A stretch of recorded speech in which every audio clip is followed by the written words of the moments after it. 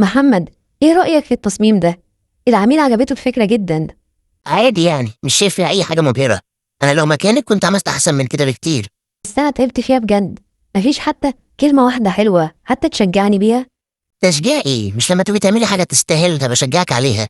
بس دلوقتي سيبيني بقى عشان أخلص شغلي. شفت ردوده كانت عاملة ازاي؟ تقليل من الإنجازات، غرور مبالغ فيه. ده اللي بنسميه تضخم الذات عند الشخص النرجسي، اللي هو دايما بيشوف نفسه أحسن من غيره بكتير، ودايما يقلل من غيره علشان يعلي من شأن نفسه. وعلشان تعرف تتعامل مع العرض ده من الشخصية النرجسية، يبقى لازم تشتغل على ثقتك بنفسك، لأن هي اللي هتكون الحصن المنيع قدام كلامه السلبي وقدام تقليله لقيمتك.